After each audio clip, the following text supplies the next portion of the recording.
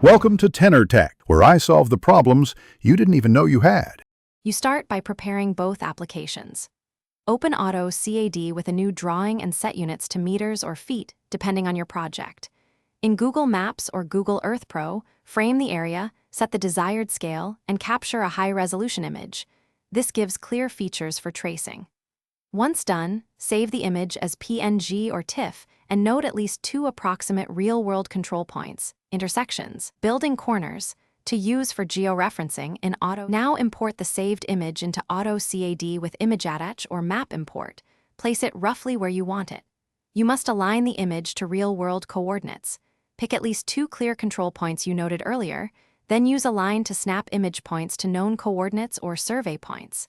Make sure to scale and rotate so distances on screen match known measurements. Use a third point to verify. Once aligned, lock the image layer and create a tracing layer for vector work. Finish by tracing visible features, roads, building footprints with polylines for complex curves, and hatches for fills. Assign separate layers and attributes for clarity. Once traced, run simple checks. Measure known distances and compare to real-world values, and confirm the coordinate system matches your target. Export the cleaned vectors as DWG or DXF. If things look off, reopen the raster, add more accurate control points, and repeat align.